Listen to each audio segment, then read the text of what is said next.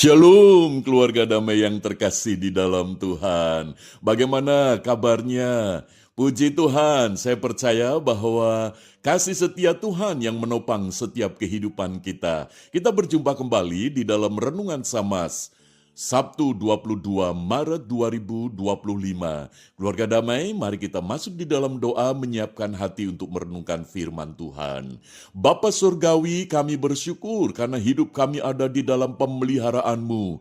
Tubuh, jiwa, dan roh kami ada di dalam kasih setiamu. Saat ini kami hendak merenungkan firman-Mu, kiranya Roh Kudus memberkati setiap kami. Dalam nama Tuhan Yesus, amin. Keluarga damai, tema yang akan kita renungkan bersama, Tuhan menyelidiki hati.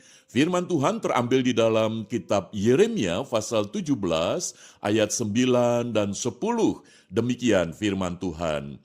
Hati itu licik melebihi segala sesuatu dan tak terpulihkan. Siapa yang dapat mengetahuinya?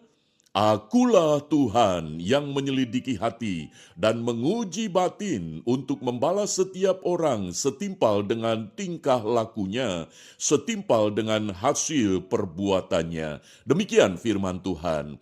Keluarga damai, ada seorang anak sekolah minggu yang selalu membuat onar di kelas dan bersikap kasar pada teman dan guru di sekolah minggu itu. Orang tuanya sangat kewalahan menghadapi anak ini. Sikap yang demikian mencerminkan hati di dalam diri anak yang keras ini. Namun, para guru sekolah minggu tak henti-hentinya untuk mendampingi dan mendoakan anak itu kepada Tuhan. Dan puji Tuhan, anak itu mengalami perubahan sikap, tidak lagi berperilaku seperti sebelumnya. Sungguh Tuhanlah yang menciptakan hati, maka Tuhanlah yang sanggup memperbarui hati manusia. Dan ada kisah lain, ada seorang suami yang mengeraskan hati ingin menceraikan istrinya. Suami ini sudah membuat rencana untuk meninggalkan istri dan anak-anaknya karena terpikat dengan wanita lain. Nah, ketika istrinya mengetahui rencana suaminya, istrinya menangis kepada Tuhan. Dia berdoa kepada Tuhan dengan sungguh-sungguh agar Tuhan mengubah hati suaminya. Puji Tuhan, sungguh Tuhan sanggup menyelidiki hati dan mengubah menjadi baru. Sehingga 6 bulan kemudian suaminya tidak jadi menceraikan istrinya. Justru suaminya semakin mencintai dan menyayangi istrinya. Firman Tuhan tadi mengatakan bahwa hati yang licik melebihi sesuatu dan tak terpulihkan.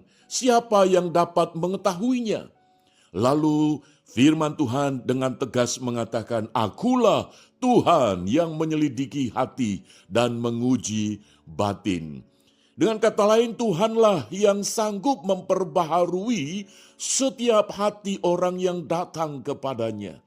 Maka itu ketika anak di sekolah minggu yang mengalami kekerasan hatinya, kelicikan hatinya, Tuhan sanggup mengubahkan. Demikian juga hati seorang suami yang keras mau menceraikan istri, Tuhan sanggup memulihkan dan memperbaharuinya. Keluarga damai, Tuhan sanggup untuk mengubah, menyelidiki hati dan memperbaharui hati seseorang. Bukan hanya orang-orang lain, tetapi juga di dalam hati kita.